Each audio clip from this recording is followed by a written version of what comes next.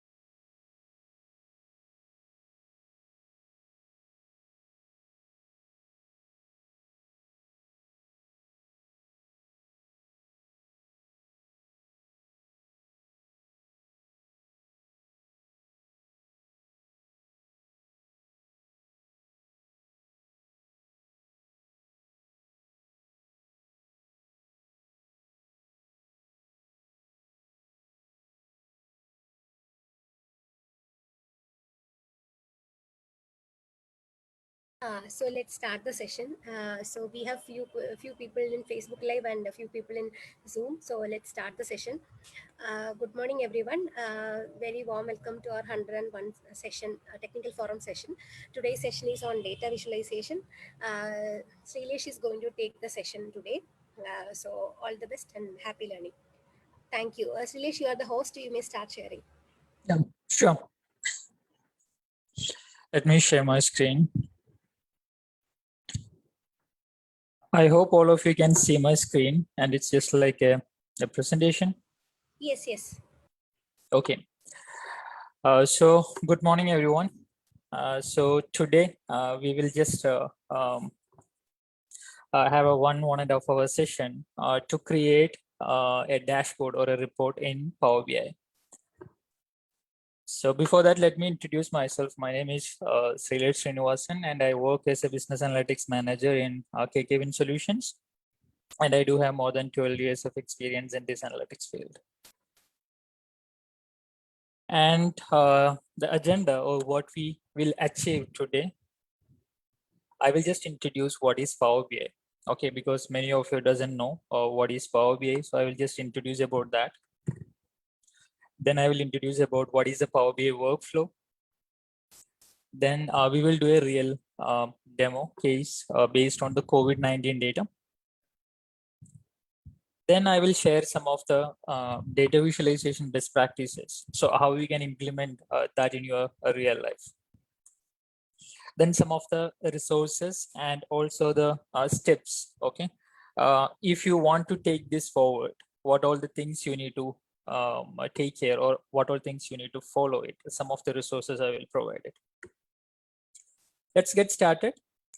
So before starting that, let me give you a brief, what do you call it as, some of the things which I thought of sharing it. One thing is that in 1.5 hour, we cannot share everything about the Power BI or data visualization. So what we can share, okay, so we have choose some of the topics to accommodate due to this time pressure.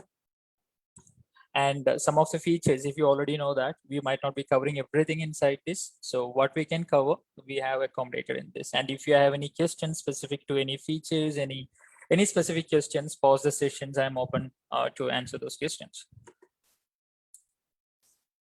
So the first question, what is Power BI? Power BI is the business analytics tool, or it's purely for the business intelligence or the data visualization tool. And as you already knows that, this is from the Microsoft family. So because of that, it's very user friendly. And if you're already familiarized with the Microsoft Office tool, something like Excel, PowerPoint, Word, you will see a lot of similarities in terms of the toolbars and the tabs they have arranged it.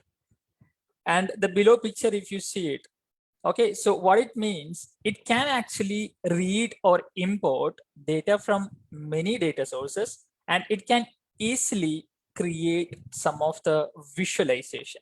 Visualization means if you are into data analytics, we do a lot of analysis, right? And the analysis are not made for us. That is for the management people, or actually they're into the business. So they should be able to understand the analysis of what we are trying to communicate. Instead of sharing in a simple spreadsheet with a lot of rows and columns, they will be able to easily understand if we create a meaningful chart. So interpreting the chart is much easier than interpreting a long spreadsheet. That's the whole purpose, making it simple for the decision making. Then why Power BI? Because there are many business intelligence tools available in the market. So why we have chosen Power BI? Power BI is the leader in data visualization and the business intelligence area. So according to the Gartner, because they are the agency, they do this consistent study to evaluate the market and who is doing well and who is doing not pretty well. So they will consistently conduct that study. And as per them, Power BI is the leader in the data visualization and the business intelligence area. Over 97% of the Fortune 500 use Power BI. That means if you learn Power BI, getting a job is pretty easy. Or if you're already working and if you learn Power BI, switching your job will be much more easier because 97% of the Fortune 500 companies use Power BI. And if we see the overall customers, Power BI has more than 6 million users.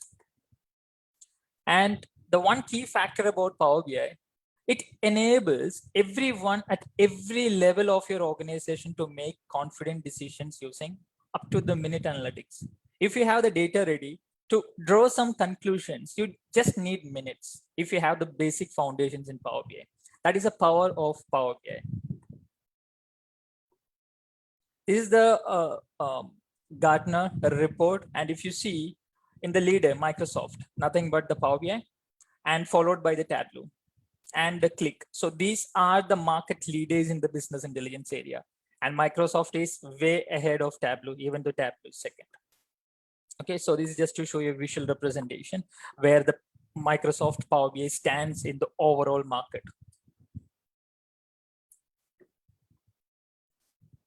And if you have any questions, you can type in the message boxes, or you can unmute yourself and ask. Okay, or you can note it down, and in end of the session you can ask. Okay, in either way it's fine for me.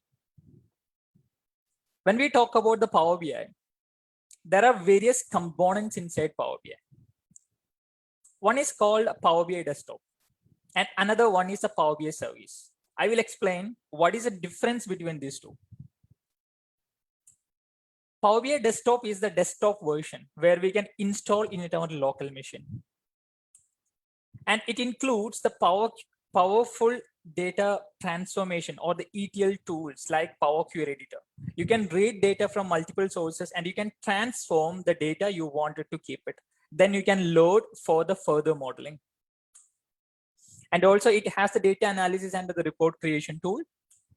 And it's 100% free. You can install it in your local machine. It doesn't ask any license or something. It's 100% free. Then the Power BI service. That's actually a cloud version of Power BI Desktop.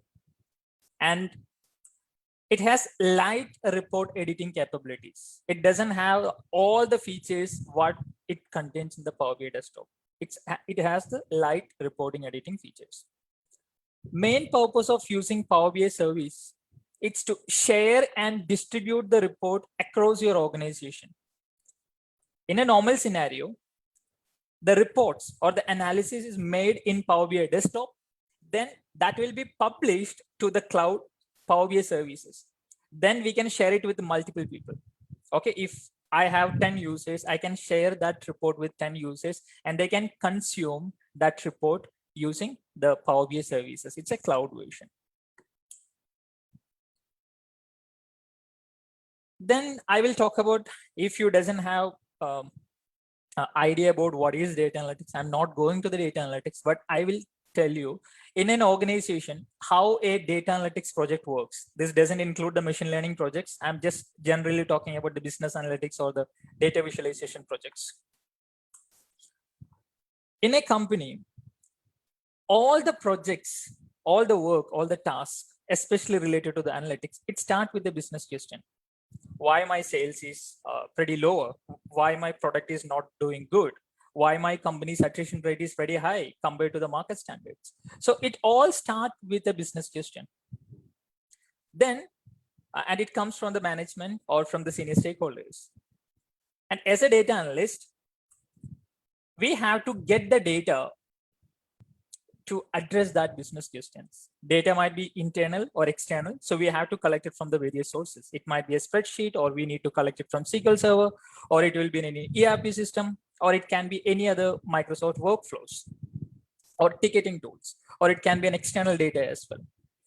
The next step in that is to get the data, relevant data, to do that particular, to address that particular business problem. Then it will go to the explore data. Once we got the data, it's really important as a data analyst, understand the data what we have received. What all columns are there? Is there any missing value? Is there any null values, or is there any errors in the data, or is it complete or incomplete? When we do the exploration, it's called data profiling or the data quality checks. When we do that, then only we will come to know the quality of the data we have received. If our data is not good enough to make a report, if the quality is not good, it's same like garbage in, garbage out. You cannot produce quality reports with incomplete data. So it's really important you are identifying all those issues in your data in this exploration stage. Then it will go to the preparation stage. Preparing data means it includes data cleaning. Okay, some of the anomaly detection. There are various things which we find it out. For a simple example, if we have names of our employees, and if that names are inconsistent, it's really important to clean that. And also, we have received a data for 10 years. Actually, we need to do analysis only for 1 year. So we don't have to import, or we don't have to load the entire data to our model. While preparing, we need to identify which all columns we need to use it, which all rows we need to use it, or the data set. We are just reducing that data set, because when we receive it, it might be overall data what we not required for this. So it's better to identify all these in this data preparation stage, and we are identifying the columns and rows and the cleaning activity which we need to do to make that data it's close to perfect. Then we can produce quality outputs from that data. And the next stage is analyzing the data. Okay, what all things are there? What are anomalies? Few statistics, what is good, bad, and we are just analyzing some of the data set. And in that, the final stage is to present findings. The findings presenting to the business is used in various ways, depends on the various companies. Some of them use R scripts and they create notebooks. Some of them create PowerPoint presentations. Some of them use a simple spreadsheet, Excel kind of tools. Some of them use Python. Some of them uses Alteryx. There are various tools you can produce the final output. And also in this, today, we are going to use Power BI. This entire process, we can take care in the Power BI. That is the beauty of Power BI. We can read data from multiple sources. We can clean our data. We can explore our data. Then we can make the analysis and we can present the final findings to our stakeholders. End of the day, management will ask the business question, the problems they want to solve it. And they actually don't know what is happening under the hood. We are collecting the data, exploring it, preparing it, a lot of things. Only the final presentation, they will see it. What is the result?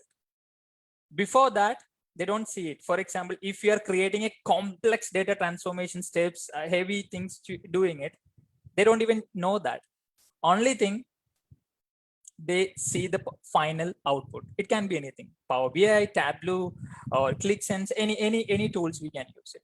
So it's really important, the final output what we are producing, it should be neat and clean, and it should be really simple. Any users can consume it. I hope you have understood the normal data analytics workflow. Next, we will go to a small demo. Okay, so in this, what I will do, using Power BI, I will show all the steps previously I have explained. And I will use the COVID-19 dataset, which is downloaded from the World Health Organization website.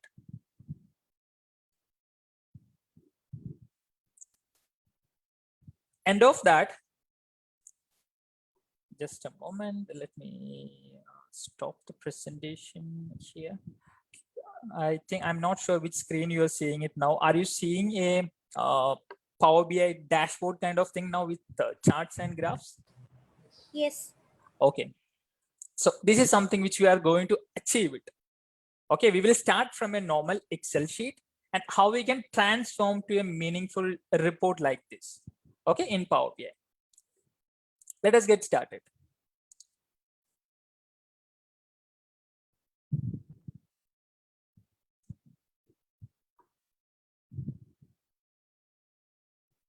Okay, this is our input data. I will just show you.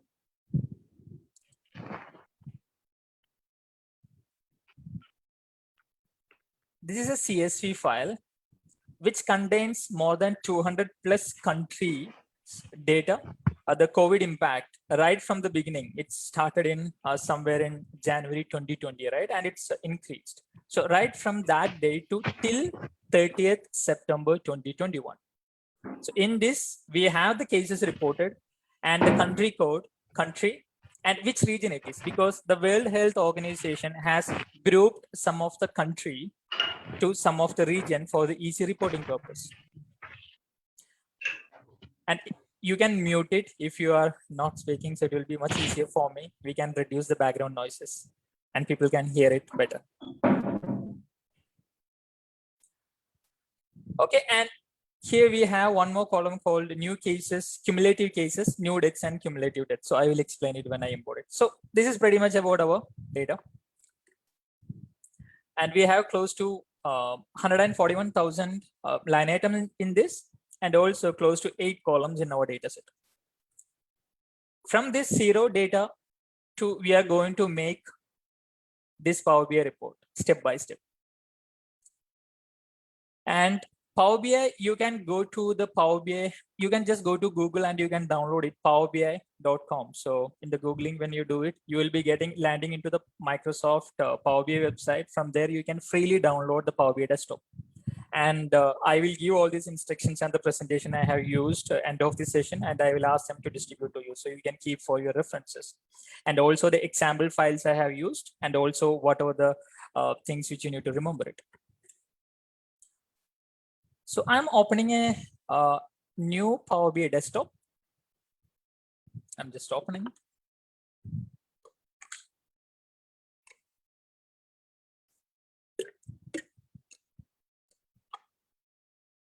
It's just loading.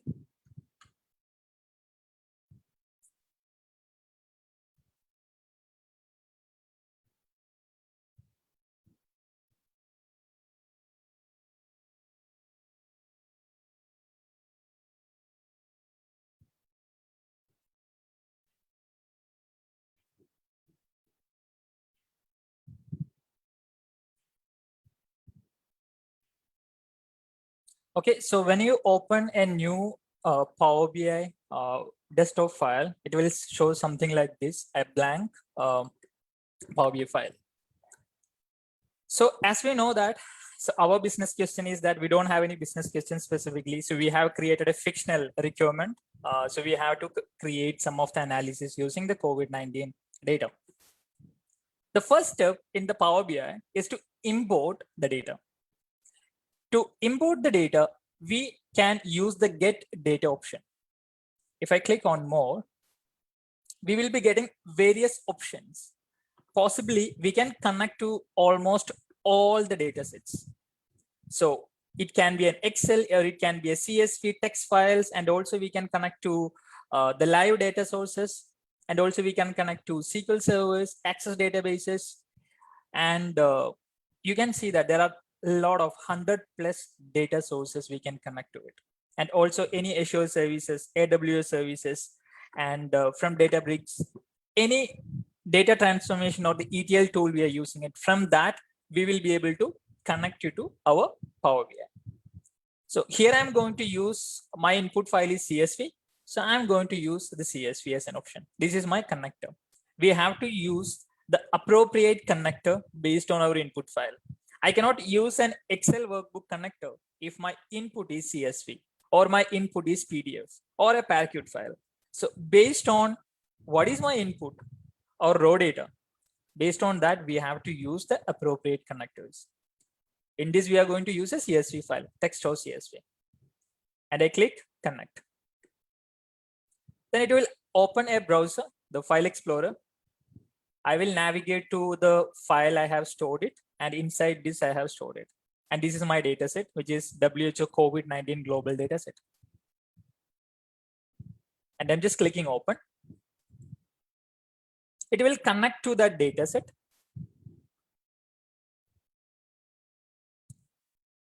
And it will show a preview window. It will display somewhere around 20 rows and all the columns.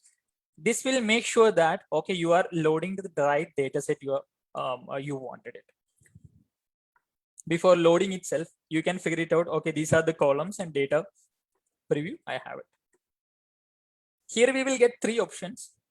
One is to load directly to the Power BI, and second one is the transform data and the cancel option. If you want, we can cancel it that as well.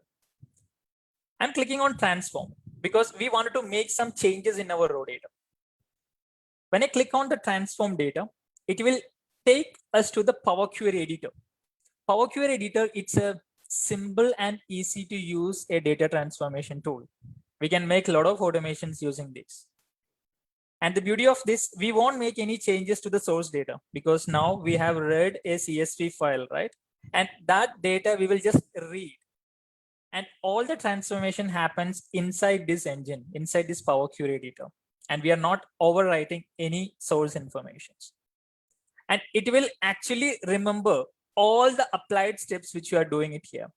And when we are doing this next time, we don't have to do all this. We have to just click refresh and all these cases get updated accordingly. Now, if you remember the data analytics steps which we need to follow, we imported the data. And now we need to explore our data, what all data set which we have it. Before that, it's really important when we use any data analytics tool except Excel, we need to define the data types when we are working it. Data types are nothing but what type of data includes inside that column. And we need to define the data types accordingly. So defining data types in Power BI, it's pretty easier, especially in the Power Query editor. There will be left-hand side, you can see an icon, small icon. If you click on this, you will be getting all the data types. And here we have various data types. And if it's a decimal number, you can use decimal number. If it's a fixed decimal number, you can use it that, and so on, because these are self-explanatory. Since automatically Power Query will detect the data types based on the first 200 rows. Okay, and you can actually check and overwrite it. Okay, if you are not happy with that automatic detection. So you can do that, because here I'm pretty happy with the result which Power Query automatically detected it. And this is what I expected. And I don't think any changes required. If you feel whenever you're working, you need to change it. It's all about just clicking here and you can change the data types accordingly. Then we just define the data types in the exploration stage. And the next one, we have to understand our data. In Power BI, it's pretty easy. Inside the view tab, we can see three options. One is called column distribution, column profiling, and column quality. If you just check mark these three options, it will actually profile your data and it will gives you the quality of the data you have it. By default, Power BI profile the first 1000 rows, because that's good enough to understand your quality. But if you want to do that based on your entire data set, you can just come down here and you can change this to column profiling based on the entire data set. Now, I know that we have 141,000 rows. So if I do the profiling based on the 1000 rows, I'm not sure whether I will get a right result. If I have any blanks, any errors after my 1000 rows, it won't show it in the result. That's why I'm just having a profiling inside based on my entire data set. Since we have 141,000 line items, it might take little time, and this is not recommendable if you work with the big data. That should be handled in Azure Analysis Services or in some other external tools. So this is for the medium or small data sets. That's recommendable. And also, while I'm sharing my screen, it will behave a little bit slowly. I will just switch that to the 1000 rows just to show we don't wait for the delays. Okay, so I will just do the profiling only based on my first 1000 rows. But this is the message. It will actually shows whether all your data points or all your observations are valid or not. If there are any errors, it will show it. And also the distribution, it will show it. And also based on the numbers, based on the data types, you will be getting the column statistics differently. And you can see it here. I have selected the new cases and it's actually selected the initial 1000 rows. And if there are any errors, it will show the error count. And if there are any empty rows, it will show it like this. And also it showed the distinct value. Distinct is nothing but the uniqueness of that value. Then the zero value. Are there any zero values? Then what is a minimum value in that? And what is a maximum value? Average, standard deviation, how many even values are there, how many odd values are there. This will give you a basic statistics about your data. And this is pretty good to understand if you need to perform any cleaning, such kind of activities. And if you click on country, here you can see that in the first 1000 rows only 2 countries are coming. It's Afghanistan and Albania. And if you see any spelling mistakes and those kind of abnormalities, you can note it down and we can do the data transformation here. And we have a bunch of transformation tools here. Okay, and there are many tools available. We are not going in depth of that, but the Power Query will help us to transform our data into required format. That's about the profiling and the column distribution. It will help you to understand your data set. Okay, and after doing this, as I said earlier, we don't need to keep the columns which we are not going to use it. And here, I don't want the cumulative column because this is same new cases and the cumulative cases. It will add on top of it every day. And since I have the new cases column, I don't need the cumulative cases. I can simply right click and delete this column. And the cumulative deaths as well, because I have the new deaths cases which is reported on a daily basis and I don't require this cumulative deaths. I can right click and remove it. So what you see it here, I have removed 2 columns and that is recorded in the applied steps.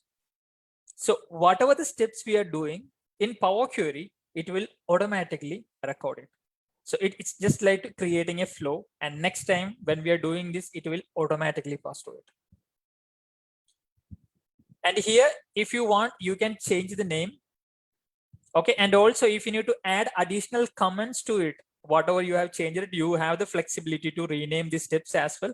And also if you need additional comments, if you're using VBA or any Python or any R scripts, you know that you used to add a long text, right? What is this step does? You can also add that inside this as well. So it's really flexible and it can keep the track of all the data transformation steps you are doing it. I'm not going to make any changes inside this. I'm just happy with what it is. Okay, and if you're not happy with this column headers, we can actually change the column headers as well. It's all about just double clicking and just changing it accordingly.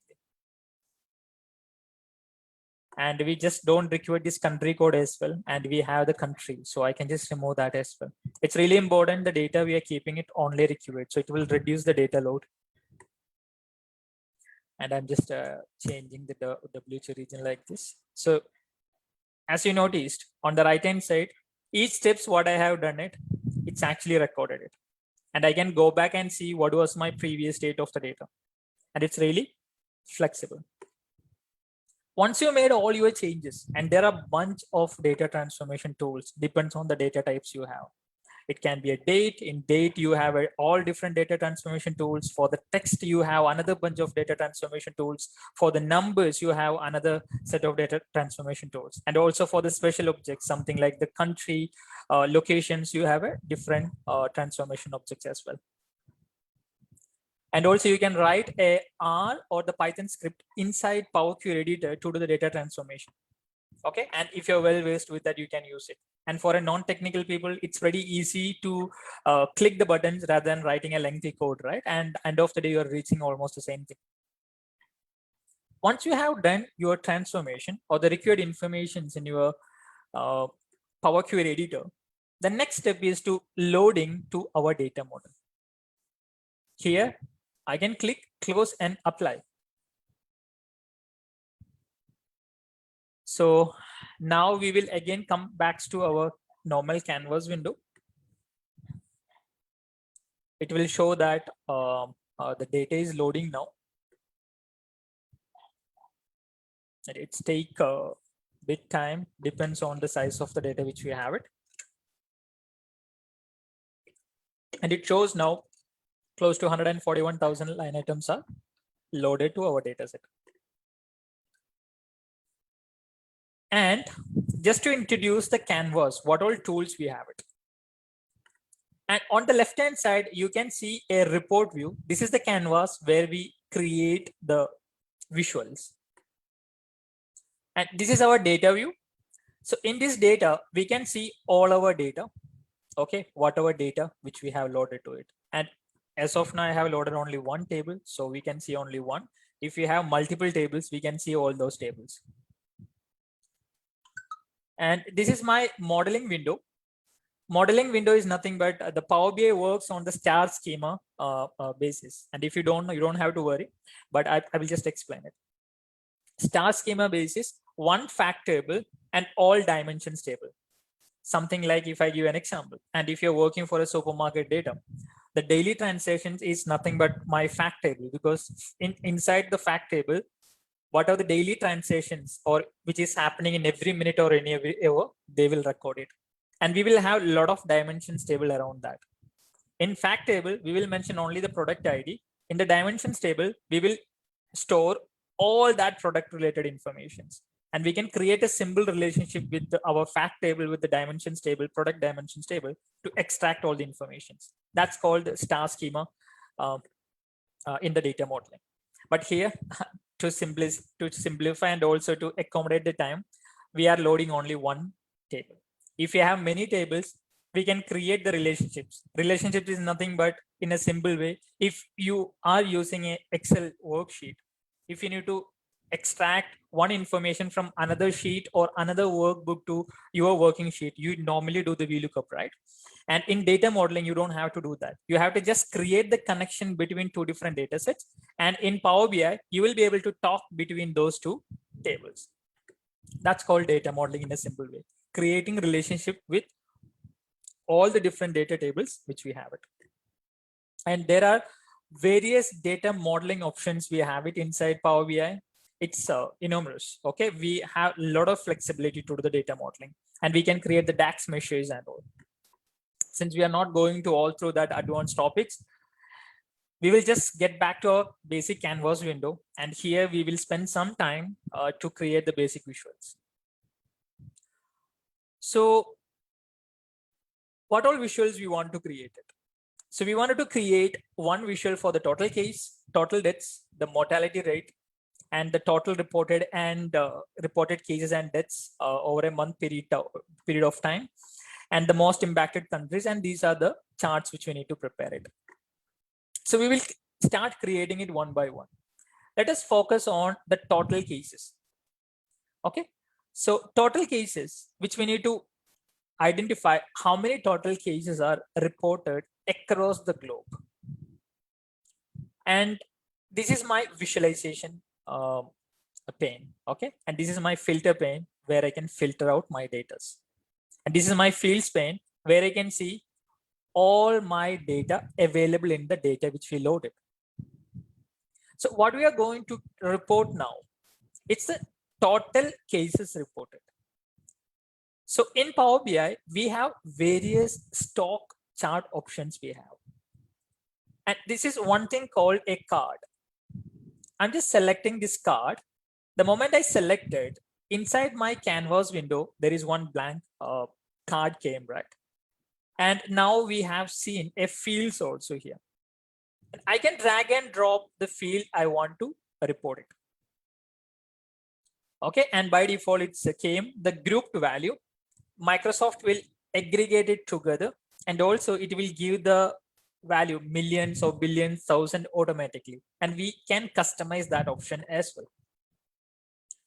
What I have done, I just dragged and dropped this field inside this value, right? This field.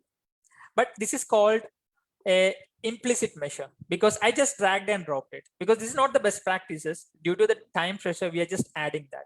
There is the better way of doing it, which is called explicit measures. That is called data analysis expressions. I can simply create a measure here that is called an explicit measure, creating using a formula. Okay, sum of my new cases. So that will give an explicit measure. Since we are not going through that, then we need to extend the time. So we will be getting the result if you do it in a both way, but the explicit measure is the best way of handling such kind of cases. But here we are just using the implicit measure. And I just got it the 232 cases. And what I will do now, we will first create all the visuals. We don't format it. Formatting, we will do it later. Okay. One is the first case is 232 cases. Then the next one, we need to report the death. Okay, how many deaths we have it in total. What I will do, I will just copy this visual and paste it. Control C, Control V. I'm just taking a copy of it.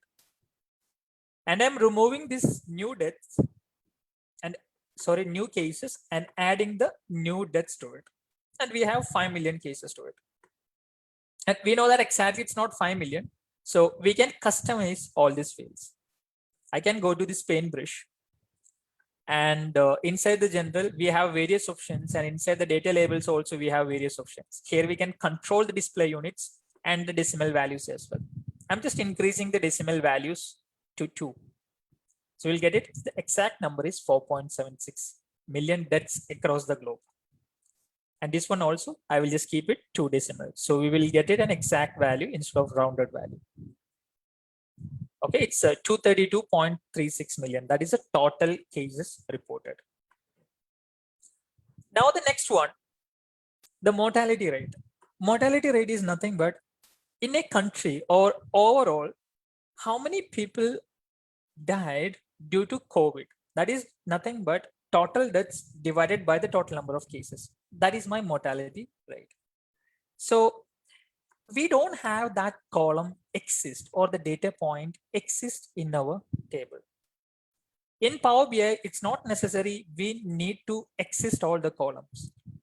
If it's something can be calculated with the available columns, we can do it using the DAX measures. That's what I said, it's explicit measures.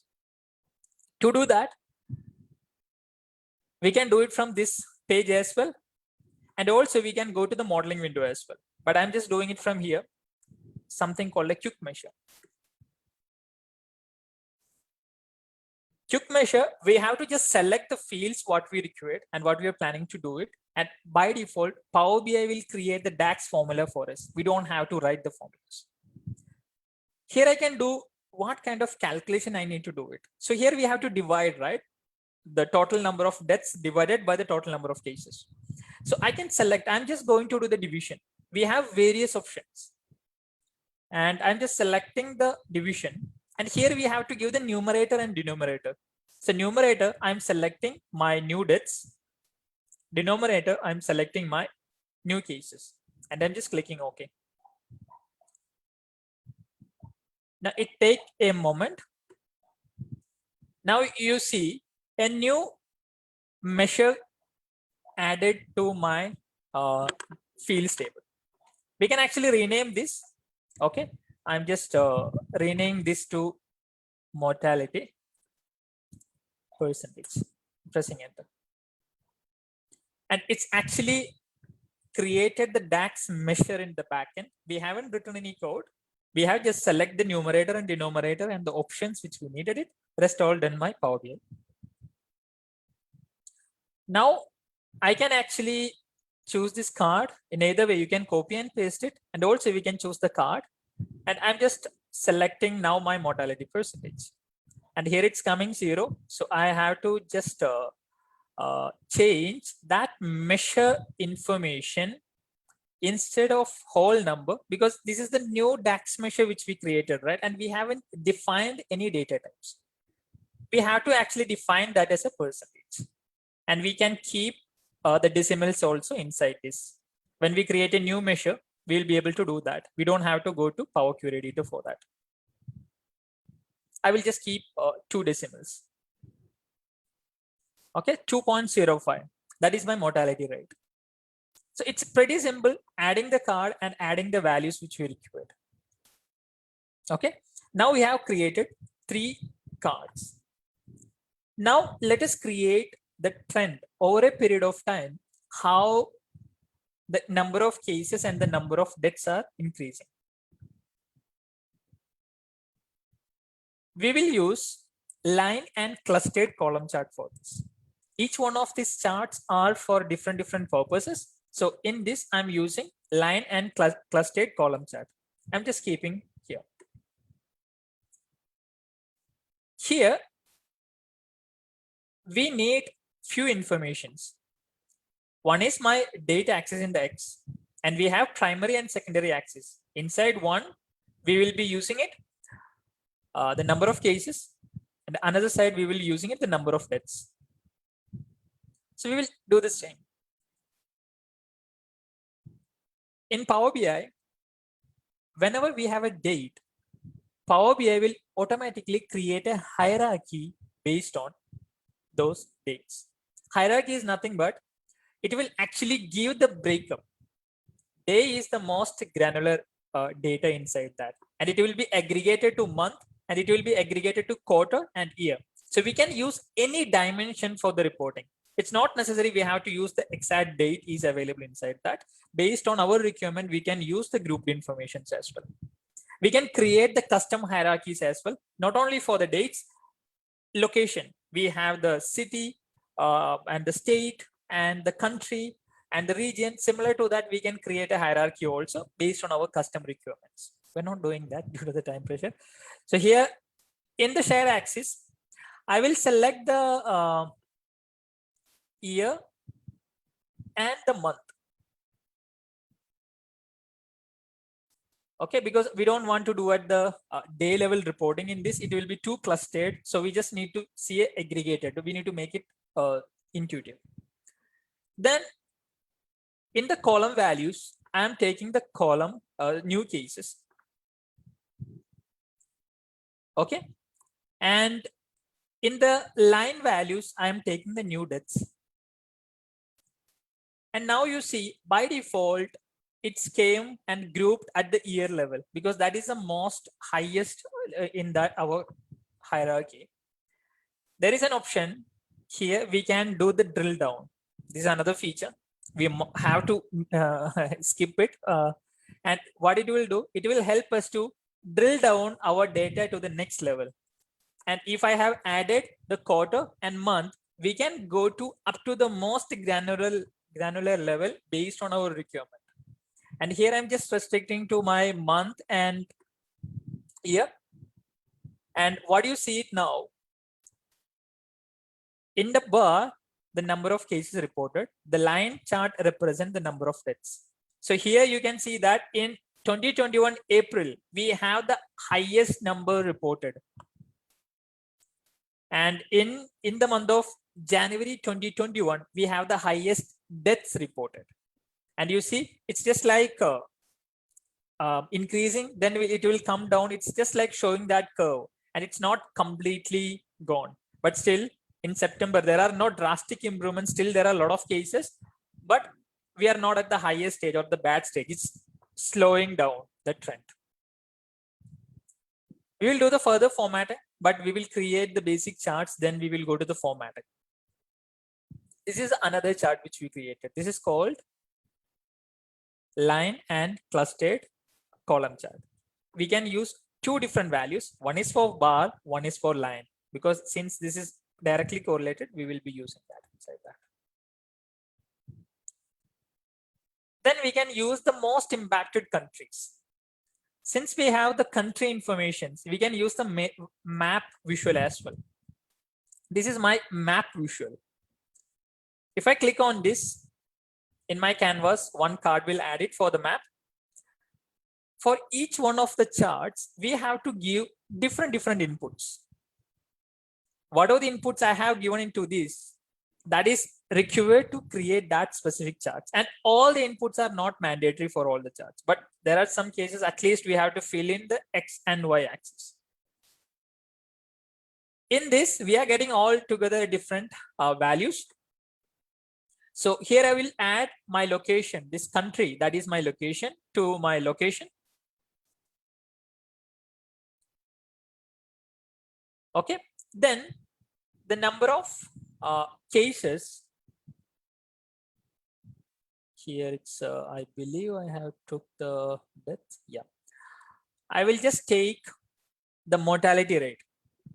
Okay, what is the most impacted in terms of, because most impacted, the most number of people died, right? It's not in India. If you look at it, the number of cases are really high when we compare it with European Denmark country, because their population itself is small and also similar to other countries. So instead of taking the whole number, we will consider the mortality percentages as the size. The higher the mortality percentage, okay, the better it is. Sorry, the worst it is. The lower the mortality rate is, the better it is. Now, if you see it, we have many countries, and this is something like on a higher side. It's a Yemen. It's 18.97. Okay, 18.97 Yemen. Even though their number of cases are less, but the mortality rate is on a higher side. What it means, out of 100 people whomever is getting infected or the reported, close to 19 people are died out of that 100. So the mortality rate is on a higher side. And if you look into Yemen, and we can just click here to expand it, and we will be getting a bigger window. And also in the North America, we will be having the Peru, such kind of countries. So this will actually represent the bubble wise, the mortality rate. And I will keep that here. And we can just hover our mouse on top of it. Then it will show the information. Whenever we create the Power BI, by default, all the charts are connected together. What does that mean? If I select my Yemen as an example, now my all other 2 charts or the 4 charts which we created, that will be automatically filtered to show only Yemen numbers. So here what you see, in Yemen, total 9,039 cases are reported. However, there are 1,715 people died, and the mortality rate is 18.97. And I can click again here in this, so it will go back to the default all view. And you can select similar kind of any bubble, then it will show the exact information, and this including the chart and the trend. Okay. In Mexico, there are total 3.65 million cases reported, and 27,000 deaths are reported. That is 7.58 is the mortality rate. So it's pretty intuitive when you create a Power BI, because it's not a default. Whenever you're sharing with the users, if they are interested in some of the topics, they don't have to come back to you to create another report. They can select here and they can grab the information however they need. It's just like slicing and dicing inside the existing report. Similar to this, because if I select, if I want to see in April, we have the most number of cases, right? If I just wanted to click here, what happened in April? My all visuals will get filtered accordingly. So it's pretty easy for us to select one data point and we can interact with all other visuals which we created. Now we created one more. Then we will go to the next one. We'll take now highest reported cases by country. I will just keep it a little bit here. Okay, so here we have to identify, okay, which is the most 10 or 15 countries in terms of the most number of cases reported. We can use the clustered bar chart for that. And here we have to give the axis and the values. Those are the 2 mandatory values we have to give it. I will take country to the axis. Then I will take the new cases to the values. And we have many countries, right? 200 plus countries. And we don't need all of them because it will create a lot of noise to the report. So in Power BI, we can filter out the specific informations. This can be achieved through various ways. I will show the most simplest way. Inside the filter, we have to select this particular visual, okay? Then I will go to the filters, and here I can filter my country. Going to the basic filtering, there I have an option to select the specific number of values. I can select top or bottom countries as well. I'm selecting the top 10 countries in terms of the new deaths by value. And if I click apply, now what I see it in my report, only the top 10, not any other countries.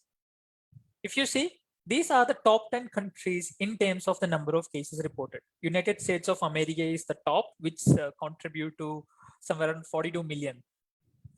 Then India is the second one, which contribute to 33.74 million. Okay.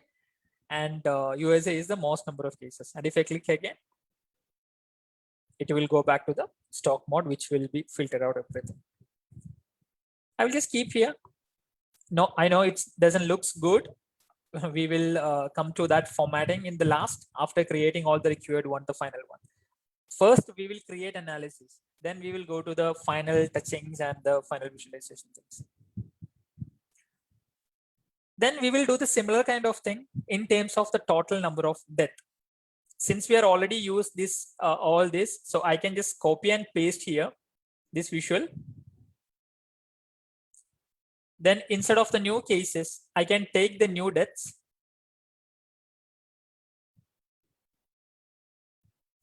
Okay. And similar to that, I can go to the country, and instead of the new cases, I can take the new deaths in the filter for the top 10.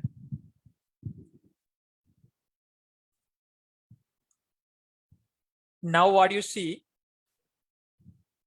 the top 10 in terms of the number of deaths. So USA is the still highest in terms of the death, and Brazil is the second, and India, then followed by Mexico, Russia, and other countries. And one more visual. So if we just wanted to see the total deaths by, okay, region, because WHO divided the countries by region for easy reporting. So it will actually differentiate. For example, we use it Americas, Africas, Southeast Asia, right? Which India includes in the Southeast Asia. So that's how they actually group the countries. We'll just create a quick pie chart, because that's a common, to see the death. What is the distribution of deaths? WHO region, I will move to my legend or the details. Then I will take the new deaths into the values. Okay, now you see over 2 million cases, deaths are reported. Close to 50% of the cases are reported, deaths are reported in the Americas region.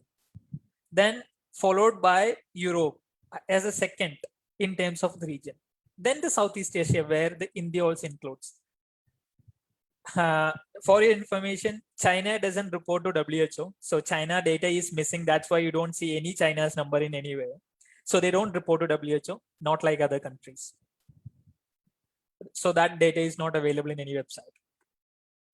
Now we have created some basic informations which will give the overall idea about our data set rather than looking into the spreadsheet. Now we have overall idea. Okay, which month we have the highest cases, which country is most affected, which are the top 10 country in terms of the impact, deaths, and also by region.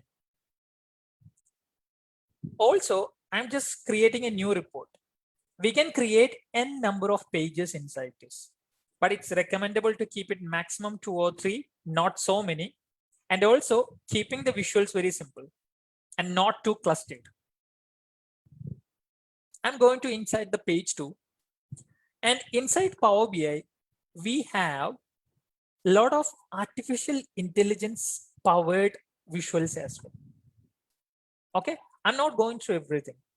I will show you one among them, which is called a decomposition tree. What it will do,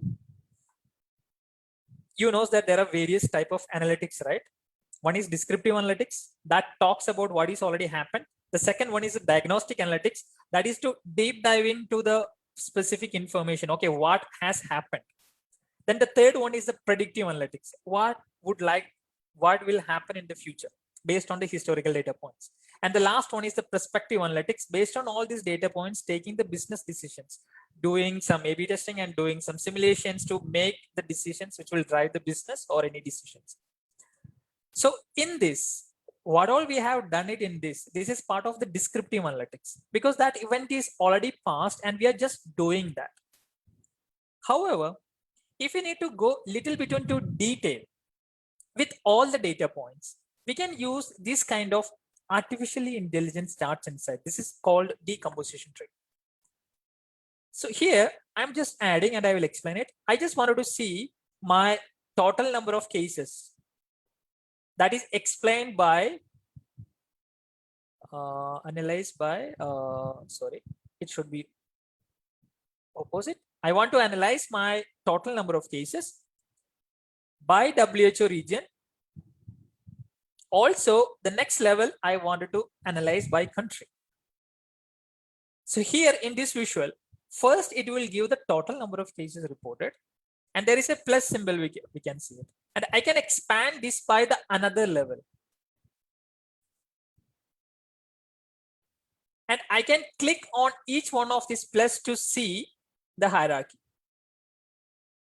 This is really useful chart when you have a hierarchy or information when you need to analyze your data. And these are the total number of cases, 232 million, and close to 89 million cases are reported from Americas, and USA is the number one, and followed by Brazil, Argentina. And if I wanted to do the similar analysis in Southeast Asia, I can click here. Automatically the country selection will change. I see India now in the top place. Here I can see all the data while scrolling it. So this is really a useful chart if you want to do the detailed analysis of our data. It's called the diagnostic analytics, we would say. We just wanted to understand. We wanted to drill down little more. We wanted to see everything. So similar to this, I can see, I'm just taking a copy of it. Similar to this, we can see the number of deaths as well, side by side. If I select Europe and if I select Turkey, and similar to this, if I just go to Europe and select Turkey, it's actually interlinked. If I select Russia inside Europe, now use Russia also highlighted here. So it's actually connected, and we can interpret our data in a little more meaningful way. Not only in this data, in any data where we have hierarchies. So those are the visuals, and there are various visuals available in Power BI. Okay. Also, if you are not happy with the stock visuals, we can import a lot of custom visuals from Power BI app sources as well. Okay, there is a website where we can download a lot of custom charts, which is developed by the third party. That is not recommendable, but if you want to make it more visually appealing, you can just download it and use it. Okay. So those are the some of the charts options we have it. Now I am going to the most crucial part of it. Now you already know that creating a report or visual in Power BI, it's not so really difficult. If you get little more training, you can also do it. It's pretty simple, loading the data, selecting the chart and dragging and dropping it, and just putting your value in the right axis and the values. But it's really important to format in such a way where you will users feel it's simple and nicely formatted and sticking to a theme of the colors. I have seen many reports. One chart is in black color, another chart is in green color, the next chart is in red color, and it's not in a theme. Different fonts, there is no storytelling elements in that. The crucial part in data visualization, you should feel that it's like a story, and you should be able to connect all the dots one by one. If I start from here, the total cases reported and the total deaths and the mortality rate. So now I have the overall expectation. Okay, as on today, these are the total number of cases reported across India. Sorry, not in India, across the world. And total number of cases, then the mortality percentage. Then month on month trend. Here I will be able to easily see, okay, these are the cases. And here I will be see that I'll be able to see which countries are most impacted. So similar to this, we need to place. This will be only possible if we closely interact with our business people. What they would like to see it. What is the most interesting KPI for them? KPI is nothing but the key performance indicators.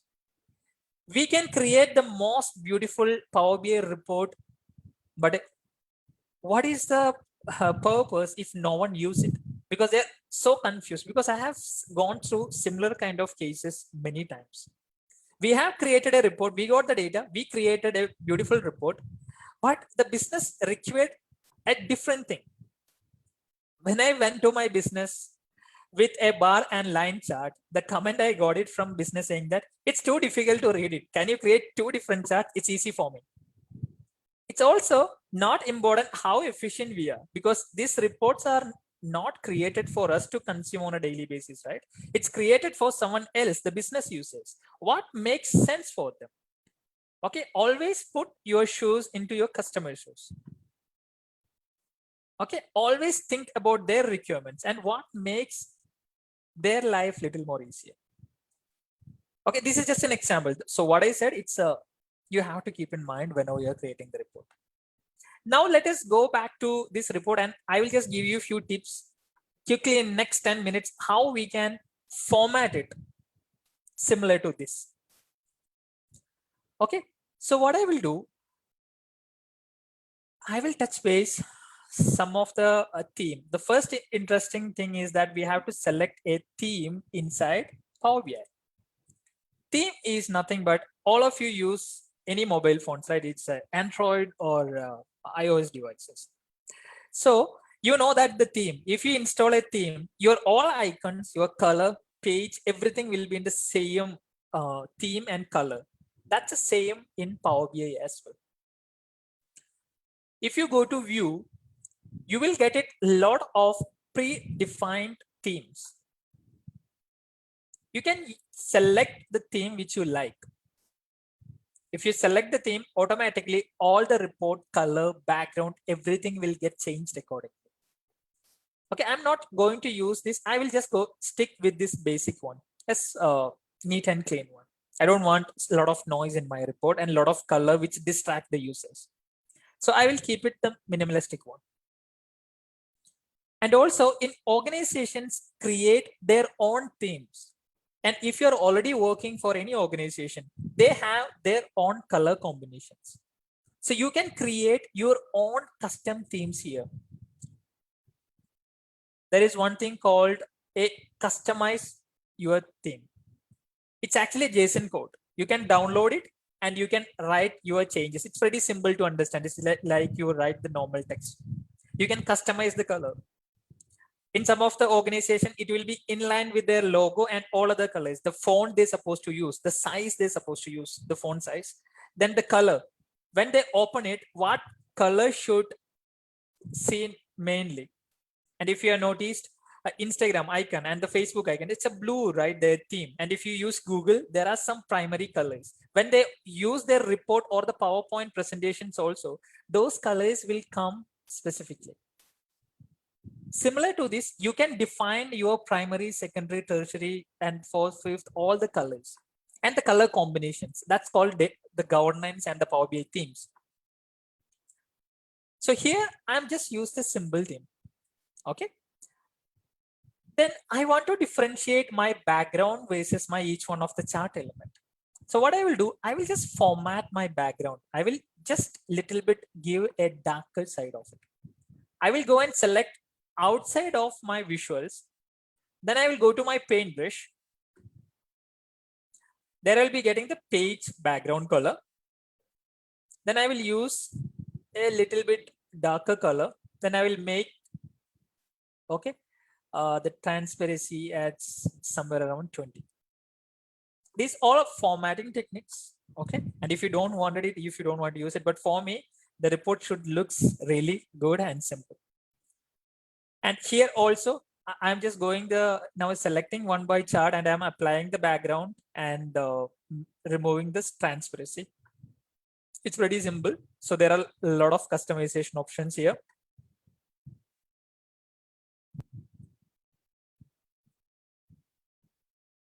It's just loading it.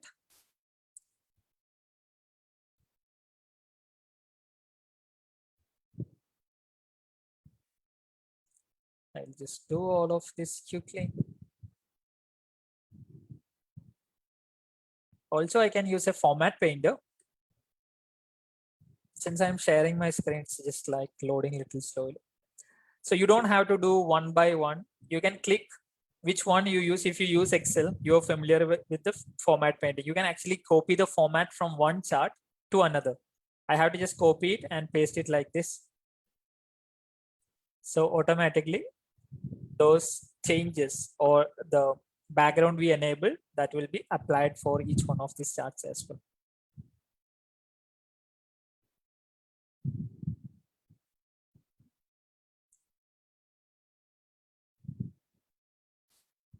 Okay, for this visual as well, I will add it some background.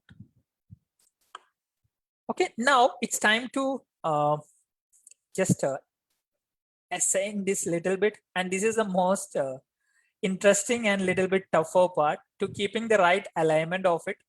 Okay, and adjusting this accordingly. Okay, I will just place it. And next, one more thing I want to add it. That's why I'm just keeping a space on top of it. I have to add a meaningful heading.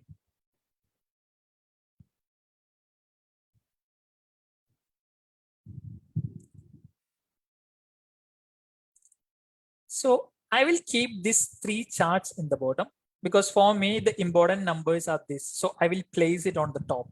So the important visuals or the KPIs for the business, since we created a fictional problem, it's just for our order. But when you create a Power BI report for some of the business, you have to ask your customers what they would like to see first.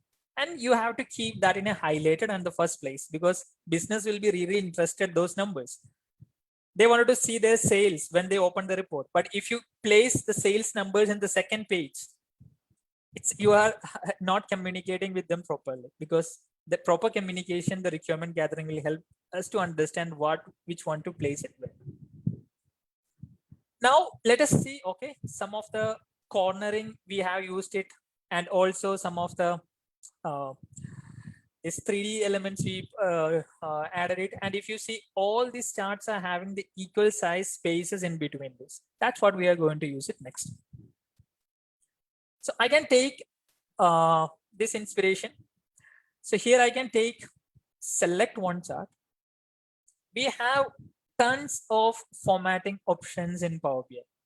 All these are for that.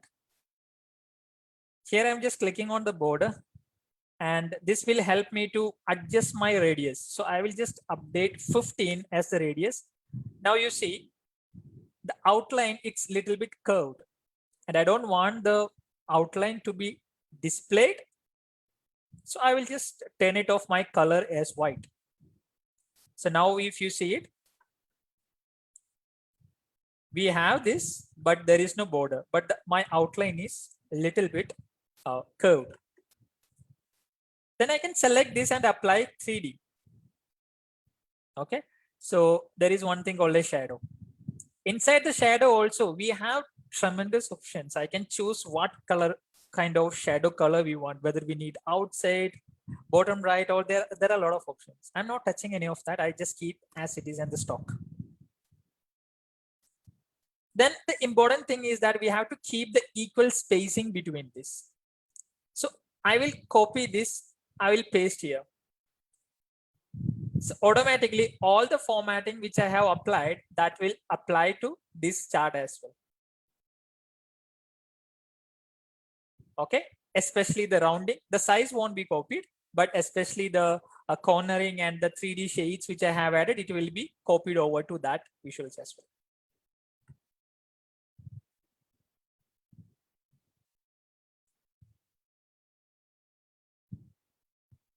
It's not copied.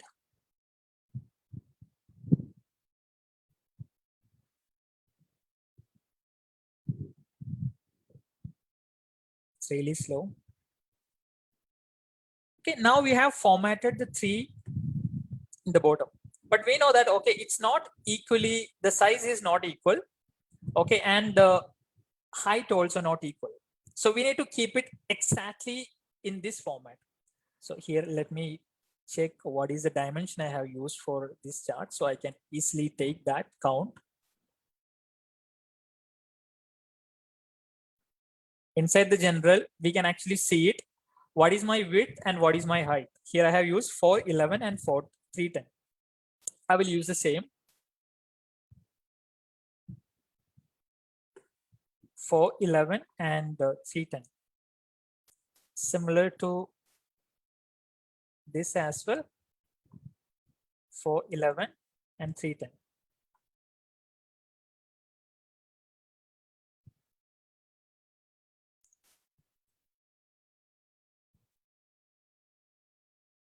It's not changed the height. 310.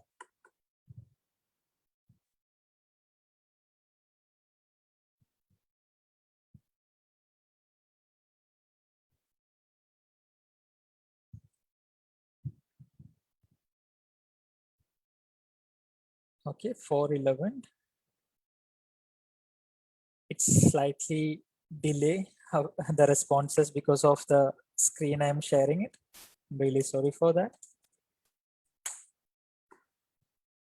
Okay, now we have three charts, which is a size is equal, but however we use our mouse, we won't be able to get the exact spacing between the charts and the alignment.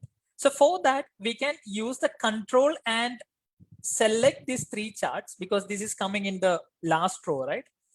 There are various options inside the formatting pane where we can keep the alignment. So now if I click on the align top, all these charts alignment will be equal, and I can keep alignment which is distributed horizontally. Now the spaces between each one of the charts will be equally distributed. So instead of you design manually dragging and dropping it, use this formatting pane. Okay, inside that the alignment option. So this will actually help you to keep it in the exact places. Similar to that, I will use it for this as well. So I will just copy this. At least I will get most of the formats are copied, even though still there is a delay to get it.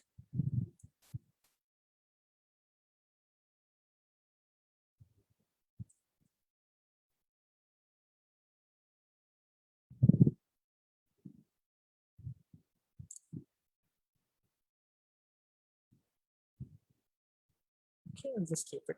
So next we will arrange this little bit. Size I will adjust to this. This also I will increase the width little bit. It's all we can do it manually or adjusting using the general details.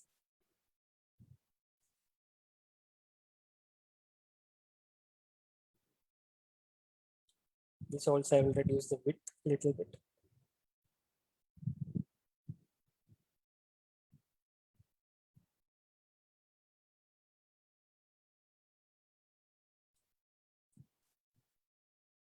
Okay, so I'm not going to the perfection mode. I will just keep it. There's a whole idea. Just keep it the simple way.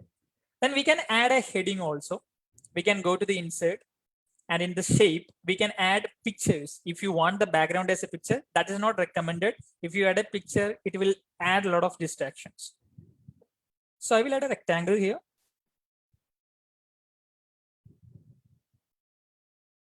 Okay, this is for my heading.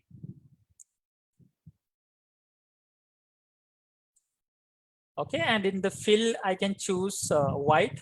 We can select whatever the colors we want. So I will choose white, and I will add text to it. I will add a text box inside that.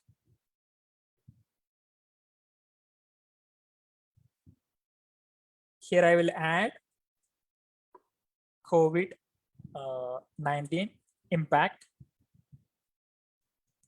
analysis.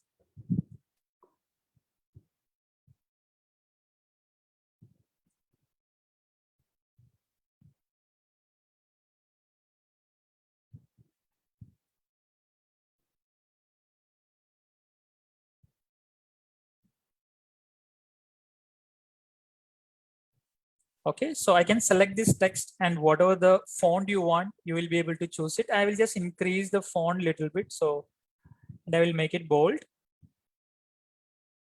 and I will adjust and I will align the space accordingly.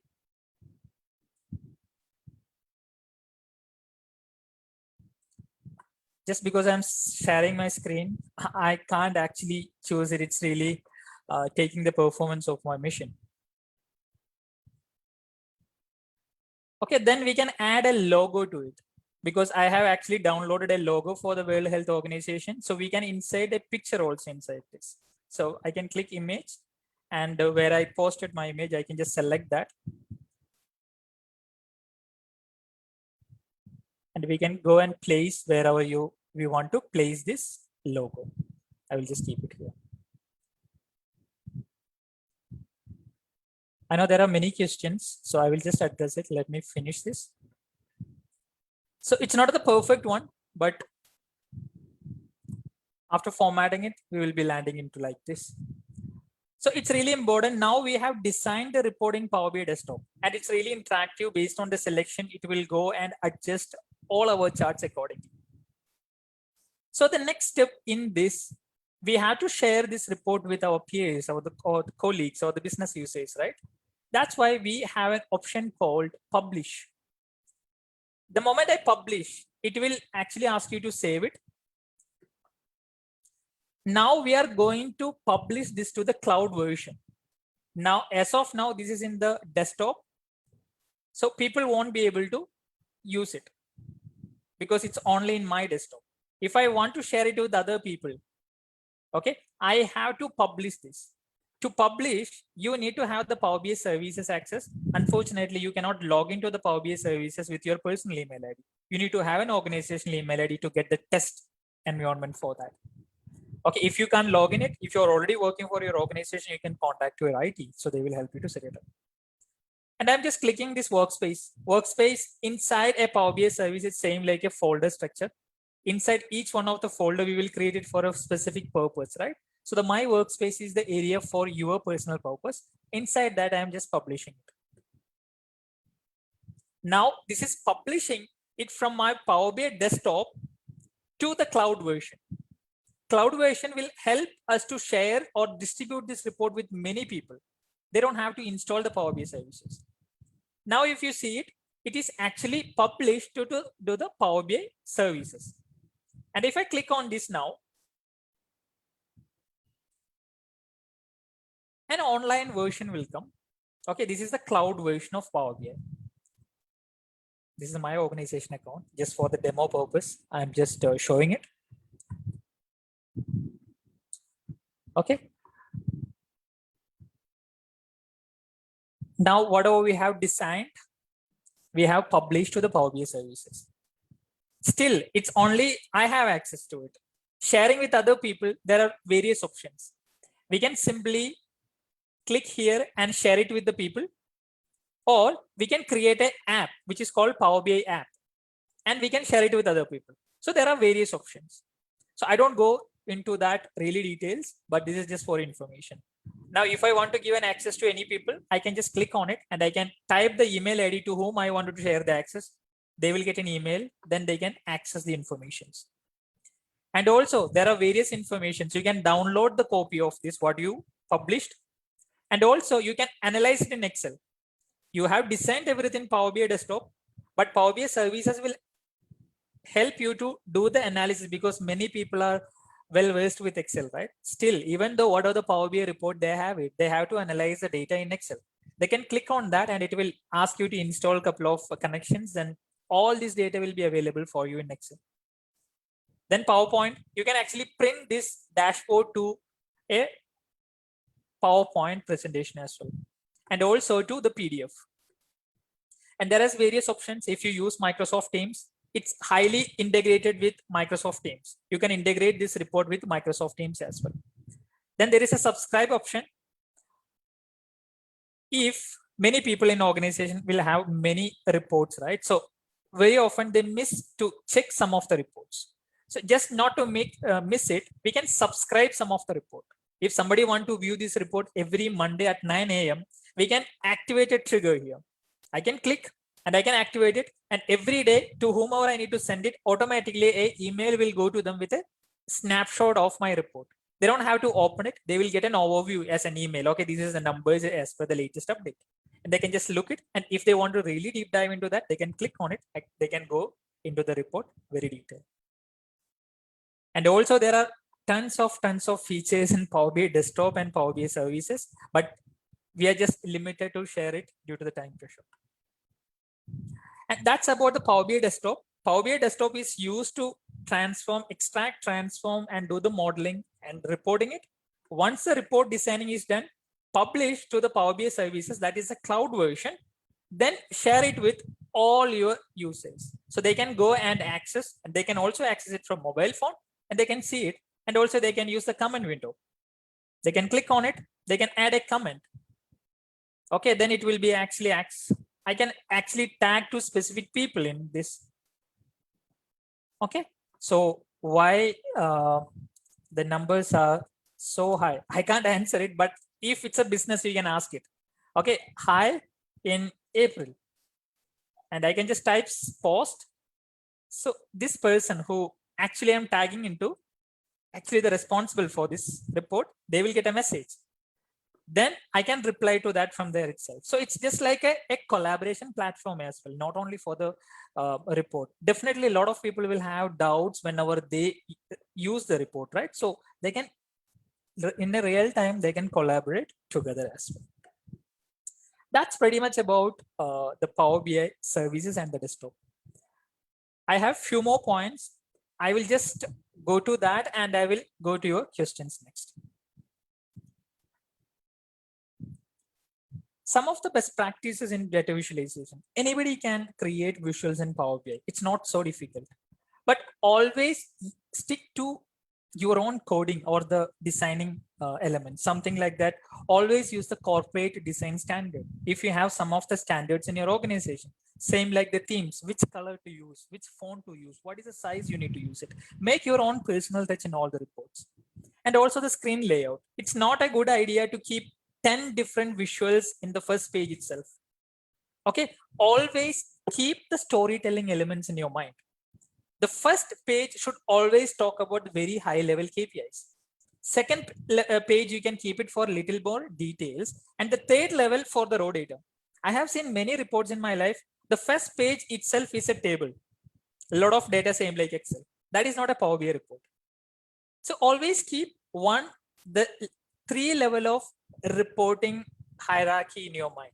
First level will be always very high level because all people are not interested to see all the information. What is really makes sense for them, keep it in the first page. That also prioritize it in an order. Second one, just go a little bit into details. The third one, if they want to see the raw data in the backend, raw data means the aggregated data in a table. We can see it because most of the people wants that now.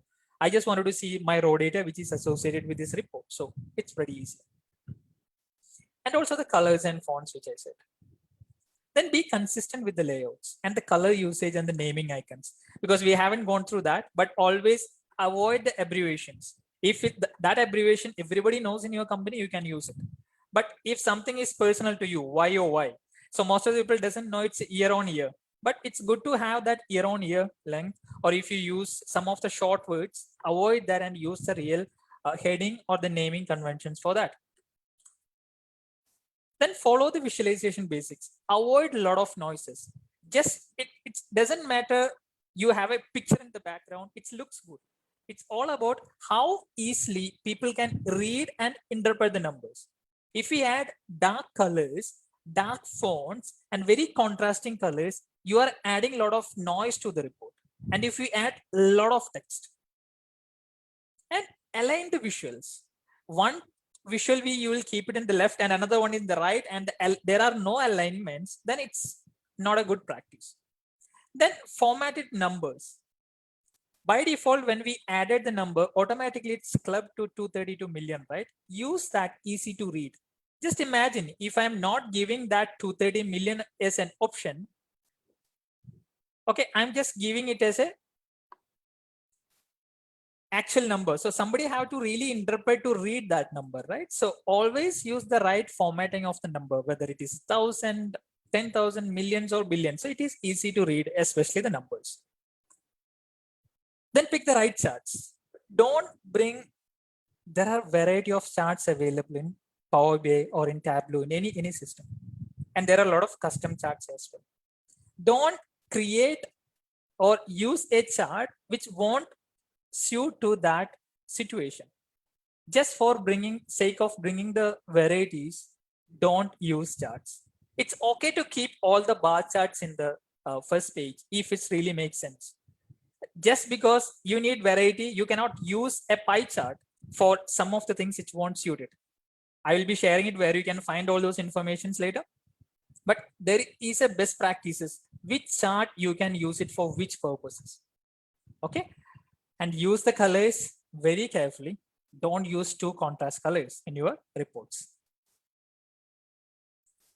Then some of the next steps which you can, if you want to take Power BI as a serious movement, because I know that this 1.5 hours, it was really fast. At least you got some idea what is Power BI is capable of. Just take it as a demo. Okay, and it's really easy to use it. If you are the one, you already use Microsoft Excel or a lot of Microsoft products, it is really easy transition for you to learn Power BI. Power BI, it's a consistently evolving technology. That's why they are the market leader. Every month, Power BI releases new updates. There are a lot of community around it. There is a very big community around Power BI to answer all of the questions. A lot of experts and the MVPs are there around it. Join Microsoft Power BI community, and the link I have given below. So this forum will help you to ask any questions around what is happening. If you stuck with something, you can post a question. And if you already know the Stack Overflow, this is Stack Overflow for the Power BI community. So specifically for Power BI, any questions related to the Power BI, you can ask. And this community will be there to help you. And it's really helpful because I use that in my real life. And the second one, subscribe Power BI YouTube channel. Every month, Power BI releases new updates and the new features. So every month, once they publish that, they will release a new video in their YouTube channel, which talks about what all features they have released, what is going to change in the future. It's just 30 minutes to 1 hour. That is the duration they have it. They demonstrate how the new feature needs to be used. If you don't watch it for 6 months, you are actually missing what is happening inside Power BI. Same like all other Microsoft applications, they're going through a lot of changes. So you really need to cope up with these changes to stay relevant in that. Then follow my Microsoft Power BI blogs. All these informations are directly coming from Microsoft. So you will get the latest and greatest informations, and you will become updated at any point of time. Then next, get Microsoft certification DA100. So I will just show you how you can find out that. If you're already working for any organization, you can take this examination for free of cost with your organization ID. Okay, you can just search DA100 for Power BI. Then there is one thing called the DA100 exam. That is the certification called Analyzing Data with Microsoft Power BI. It's actually Microsoft Data Analyst program. And if you open it, you will be getting a page like this. And actually, the fees is 4,800 INR to attend that exam. Don't go and blindly attend it. You need to prepare it. Okay, so but you don't have to pay this 4,800. There are two options. If you have an organization ID, you can actually attend this exam at free of cost. You have to register through your organization ID. Second one, you can use this COVID-19 coupon code. So you have to pay only $15 as an exam fee. That is close to 800, 900 rupees. So rest of the amount you can save it. How the skills are measured? Because the exam is split into various questions. It will start the 20-25% of the questions come from the prepare the data. That is nothing but the Power Query editor. Then model the data, another 25 to 30% of the questions. Then the visualize the data, analyzing it, Then deploy and maintaining the deliverables. Deploy and maintain deliverables will happen in the Power BI services. And this is how they measure your skills. And there are two ways you can prepare for it. One is online. It's a free. You will be getting a document like this. Okay, and it's just like purely text, few videos. And if you're good to read all that, you can go through that and you can prepare it. Other one is instructor like paid training, same like some of the institutes conduct same like us. So you can join and you can get prepared for that. Then you can attend the exams. Once you got certified it, your chances are pretty high to get a job using this Power BI. Okay, that's pretty much about it. And now I am open for questions. We took close to 1.5 hours. I'm just opening the questions one by one now.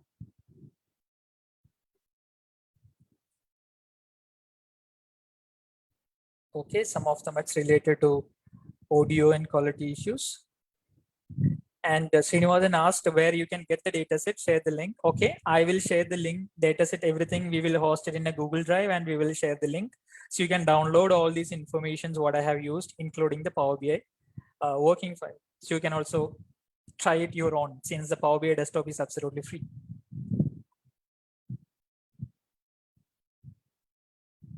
If there is any questions, you can unmute and ask. Okay, no issues. Or use the chat window. Yes. Hi, Shailesh. Am I audible? Yes, Rohit. Yeah. Good afternoon. So this is Rohit. So I have a few questions. Yes. Regarding the visualization, so there was a visualization where you use the line and clustered column chart, right? Yes. So in Tableau, we have this dual axis charts, and also similarly in Power BI too, we can use that, right? Yes. So we are having that feature, right? Yeah, the basic foundation for the visualization is same. These are coming from a two different companies, so there will be slight differences. But transitioning from Tableau to Power BI or Power BI to Tableau, it's pretty much easier.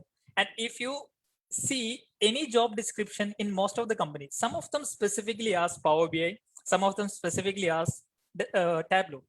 But the most common ask is that Power BI or Tableau or any other visualization. So they know that easy to transition from one to other, and nobody knows everything, right? It's all about we are implementing transitioning from one to another. Yeah. So just the next question is regarding the date part where you said that we have year, quarter, month, day, right? So is it customizable? Like, can I have a weekly over there? Yes, that's what I said. I haven't gone through the entire process. Okay, fine. So usually what we do in a typical data modeling perspective, when I do the project, we will have always a dimension table for date, and we will have the dates. It can be achieved through many ways like Power Query Editor or DAX or an input file. So we will have a date. Using that date, I can do a lot of transformation. I can get the start date of the month. I can take the end date of the month, year, date, week, day, anything. We can do a lot of transformation with one date field. And we can use all those fields for our transformation. I'm not sure whether you have noticed or not, because when I used the month and year, it's become so lengthy. We can reduce that to Jan 21. We can do all those customizable, but that needs to be taken care in the data modeling. Okay. The next question is regarding the report being shared with our peers, right? So when I share a particular report with my peers, will they be able to apply the same kind of filtration within, like without using the Power BI desktop, like within the Power BI cloud services itself, will they be able to like filter a particular report based on their need? Yes, so there are two things. So do you want to, because Power BI services will give you a lot of flexibility, and in Power BI services itself, there are multiple access you can give in workspaces. There are contributor, there are admin, there are users. Users will have limited access, but they can use the filters, because it's same like you're sharing an Excel and they can apply the filter, right? They just need to see some of the information specifically. And if I am a data analyst, if I am responsible to create the report for the entire India, and each state wise. And we have area manager for each one of the state. One is for Kerala, one is for Tamil Nadu, one is for Karnataka, like that. And the Karnataka people don't want to see the Kerala data. Kerala people don't want to see Karnataka. So we have options called row level security and object level security in Power BI. When I open it, I can see if I'm from Kerala and my email is assigned to my Azure AD group. It's called Active Directory. And if I am part of Kerala group, I can see only Kerala data, even though the entire data is available in the report. There are a lot of security measures in the Power BI. And also they can use the basic filtering as well. If they wanted to see inside Kerala, they want to see only one place called Kochi, they can apply that slicer and they can bookmark it. Same like we use it in the Google Chrome, right? When we bookmark, we can go and open at any point of time. We don't have to open, apply the filter, make the changes every time. When we use it, the latest changes, we can see it over there. Okay, so all this will be included with the basic Power BI package itself, right? So we do not have to apply for a particular type of subscription, or is there something like that? Yes, Power BI includes, when you say Microsoft is free, only the Power BI desktop is free, the report designer. And the catch is that if you need to distribute within your company, you need to have a license, which is called Power BI Pro. That is close to $35 per year or something, or it's not costly. It's not costly at all like Tableau. Much cheaper than Tableau. Okay, for an organization level, it is much cheaper than. Yes, I think it's a $15 per month, something like that. Yeah. Okay. Fine. Yeah, and also there is, if you are an organization, use the real-time analytics, a lot of big data, you can opt for the Power BI premium license. That will give you dedicated server capacity, dedicated streaming analytics power, dedicated spaces. All you will get something extra on top of it. So there are various services which is provided by Power BI, which will suit your organization. Depends on the size you have it and the data you are going to host it inside that. Okay. So just one more question. So I think you might have already answered, but just wanted to clarify once again. So I am basically working on a project where I am analyzing the time spent by each employee within my team, like the time spent by each employee for a particular type of task. For example, how much time an employee is spending for doing development activities or maybe testing activities, or now since it's an online mode of working, most of us are always time utilization. Most of us are engaged with meetings, right? So how much of an employee's working time is engaged with meetings? So I'm trying to make a report on that. So I have all the data set and everything ready, but my concern here is that when I share the report, so my team might be of 10 members, right? So when the first member access the report, I want him to see only his statistics. Yes, it's called a row level security, which I said. So you have to assign the roles, and it can be achieved through Power BI Desktop. You can assign the roles. By default, whenever they log into the Power BI services, they will see only their data. It's called the row level security. Okay, great. Thank you, Srilesh. That's it from my side. Thank you. Thank you so much. Yeah, and there is a question from Mohammed Mustafa. What are the steps to take by one who wish to switch career from software development to BA roles? Is there any professional certificate or degree needed for this? See, it's yes, it's good to have a certification when you switch your career, right? And as per the statistics, which is reported by the World Economic Forum, see, 1 in every 2 employee needs to rescale by 2025. And all the companies are investing heavily on that because they're forcing them to reskill it. And they are ready to pay that cost. Typically, a transition from one role to another role takes 2 weeks to 5 months.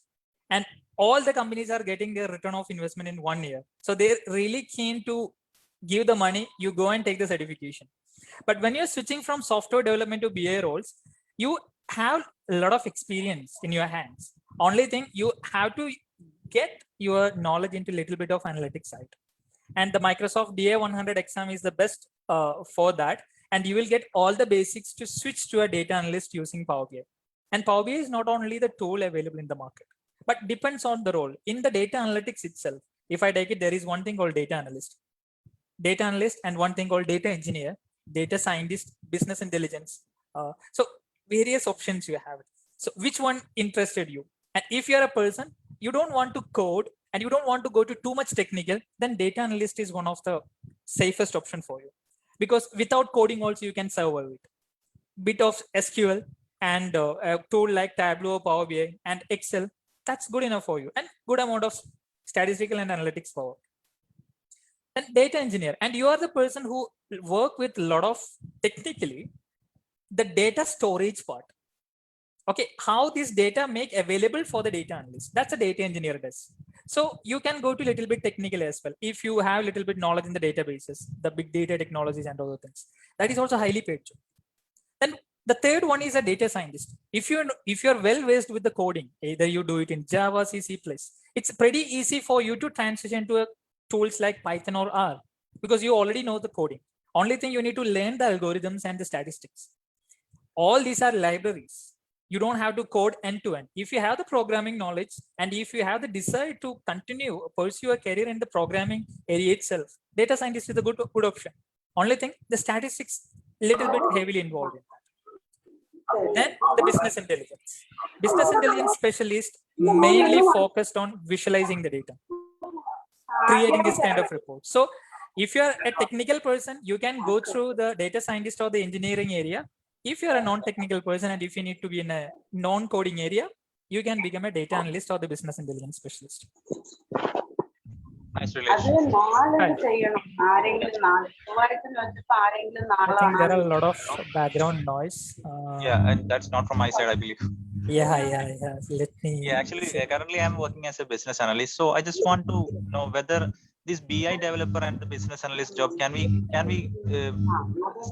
that, or do I need to learn BI and to particularly focus on that BI developer role? A lot of noise. I'm not clear with the question. I think. Can you please use the mute all option?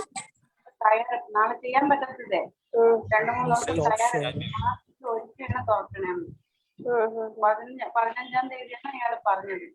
Shailesh, you are the host, so you can use the mute all option. Okay, so okay. How many participants are...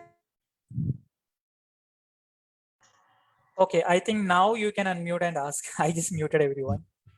Yeah, hi Srilesh. Hi. Yeah, actually, currently I'm working as a business analyst. So, but actually, I got pretty interested in this Power BI. So, I just want to know whether actually the Power BI is a skill that is required by a business analyst, or it's a completely a new thing. I mean, do I need to work as a BI developer only if I'm going to that? No, so the whole purpose of implementing or releasing this Power BI is the self-service analytics. In your organization, anyone can create a analysis within minutes if you have the basics. You can become a business analyst because business analyst, my definition, because it's changed company to company. Business analyst is the person who is a scope it's intermediate between the business people, also with between the technical people. You actually convince the requirement to the technical people, pass the message to the business people. You are the mediator. So if you know a little bit of Power BI, it's really good because you will have a lot of opportunity to do that. And if you're interested to transition your career to data analyst, because that's where you will get paid better, right, over a business analyst. So you can learn Power BI bit and it will really add value to your profile. Yeah, okay.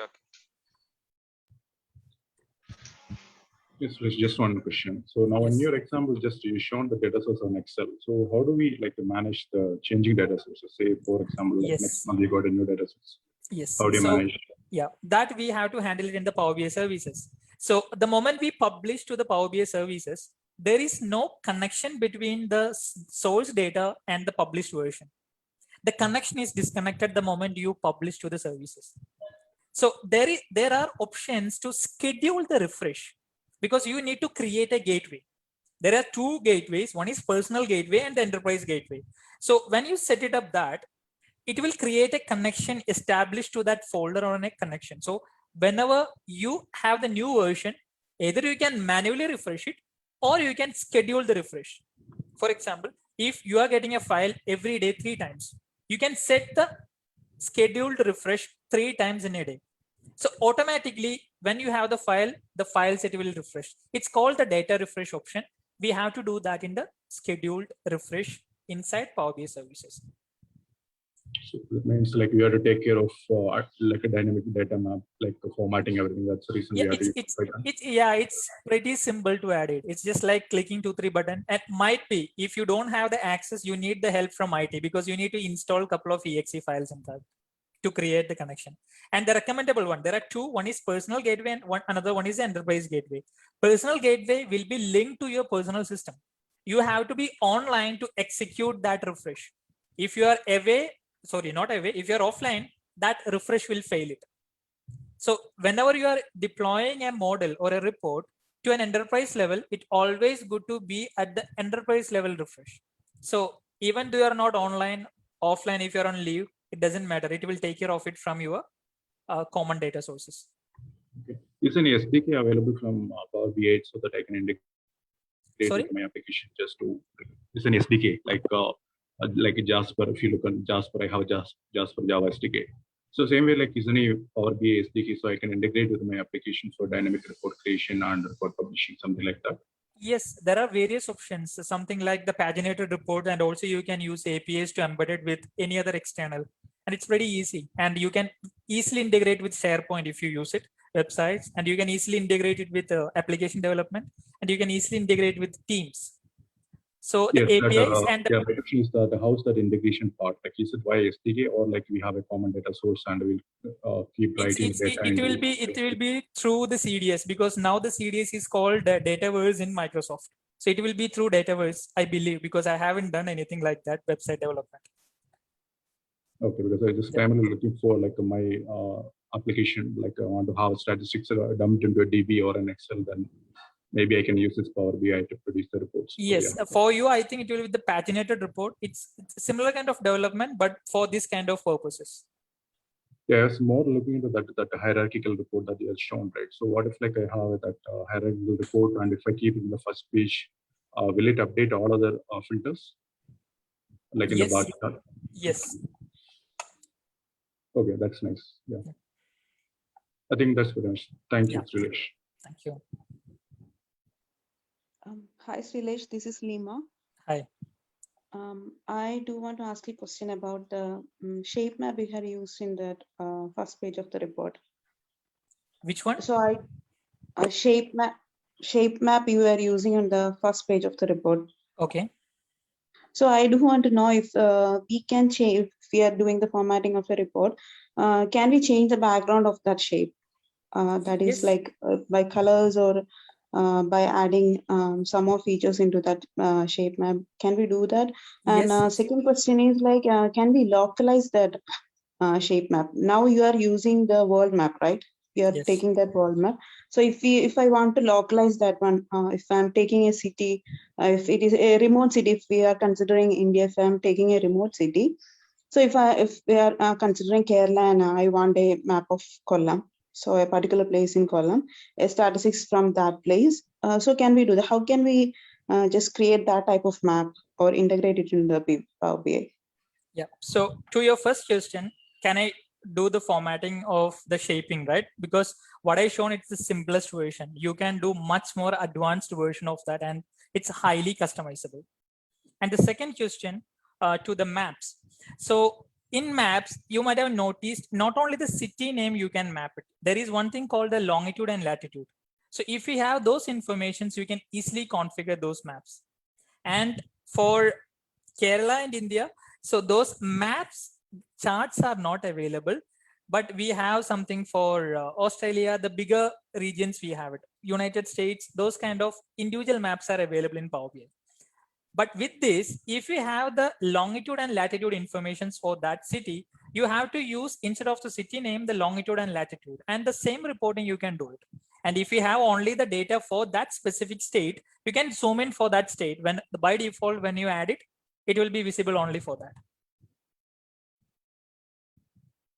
Okay. Thank you. Yeah, and you can search. Yeah, you can search with the map data, because I will be sharing this information. In the source itself, there are a lot of informations available. So you can specifically search the map chart, and you will get all these informations. Thank you so much. Yeah. Thank you. And there is one more question. How do we share the reports or dashboard across the different environments like dev or QA production? So in Power BI services, it's actually available now only in the Power BI premium capacity. We have the deployment cycle, deployment life cycle. We can actually develop the report. Once the developed is, we can move that to the testing stage. Once it is tested, we can move to the developed workspaces. People handles this in various ways, but Microsoft is already given this feature as well to take care of the end-to-end report development inside the workspaces as well. But in my organization, what we do, we don't have the premium workspace access for everyone. So what we do, we will create 3 different workspaces. One is for one is development, one is for testing, another one is it's a production version. So we will just move between the workspaces and we will publish it separately once it is completed. And if your organization have access to the Power BI premium capacity, this entire product lifecycle, the product development lifecycle is managed in that. I hope I have answered that question. And the next one. Srilesh, this is Yes. Arjun here. Yes, Arjun. So a query which I have is like, suppose I have a report published online and I need the data set to be linked as a live connection. That is, as and when the data changes over the database, the necessary visual should be updated on the service. Okay, so assume that the data source is an Azure SQL. So is it possible for such a dynamic connection, or should we be scheduling the refreshes at certain times? No, not at all. Because we have 2 options when we import the data, because there are a lot of information. Yeah. One is direct query and another one is live connection. These live connections are actually used with the databases. Okay, you don't have to refresh it or you don't have to schedule it. As and when the change is happening, it will update it. And also you can do the incremental refresh as well. If you are working on a larger databases and every time only the new month data is getting updated, you don't need to refresh your entire data set, right? Only the incremental data you need to refresh it. So a lot of variety of information, options are available. And also, if you're working with the IoT devices, there is an option in the Power BI services called streaming analytics. Because we work with streaming analytics, we will connect to some of the IoT devices and the data will flow to that Power BI services directly. So it will be updated in every second, on every minute, however you wanted it, you can set that refreshing intervals. So automatically the live data will get connected, even though it's a big data streaming it from various IoT devices. So variety of options are available in that. And to answer to your questions, there we can use the live connection instead of the direct query. Direct query requires a little bit of changes and each one of them has pros and cons. You can explore more about it. Okay, thank you. Yeah. And there is a question from Romy. Hi, Srilesh. I usually work on quarterly project data. It will be collectively from different projects and it will be different tabs of Excel. In a different Excel file, can we consolidate it in Power BI for analysis? Yes, you can automate this entire flow using Power Query. You can read all the files from a folder. You can append between multiple files. You can consolidate all the sheets. So a lot of options are available in Power Query Editor. And once you learn the Power Query Editor, you can save a lot of manual hours. Everything will get automated. And one important thing which I want to mention, this Power Query, the Power BI workflow, actually Microsoft has released in 2010 the first Power Tools in Microsoft Excel, that is called Power Pivot. In normal traditional Excel, we can handle only 1 million rows. But using Power Pivot, it's a virtual engine inside Excel. You can handle 25 million, 30 million data inside Excel. Can you believe it? That is called the first Power Tool released by Microsoft. Then in 2013, they released one thing called Power Query. That is for the smaller version of the ETL tool. It's not as good as the Databricks or some advanced Python codes and all, but you can do without any codes in Power Query. That is the 2 different standalone Power applications released by Microsoft. Then in 2015, combine this application together, they released a standalone business intelligence tool called Power BI. Most of the components used in Power BI, if you know how to use the Power Query, the same Power Query, you can use it inside Excel. The same Power Pivot and the data modeling, you can use it in Excel. If you're using the latest Excel version, which is later 2016 or later Professional Plus versions. So a lot of automation scopes are there if you learn it Power BI. You can simultaneously apply the same in Excel as well. If you don't want to share as a Power BI report, you just need to automate some of the tasks. You know the VBA, right? Visual Basic Applications. After 2010, Microsoft has not released any update to the VBA codes. It's slowly fading away. Now the power tools are taking place. No code or less code. That's the future. In VBA, you have to write a lot of codes to automate smaller tasks. Even after that, a lot of errors will happen. But this Power Query, without even writing a single code, you can automate a process. That is actually used in Power BI also. So if you learn one, you can use it in Excel as well. To answer to your question, Romy, yes, you can easily do that with Power BI.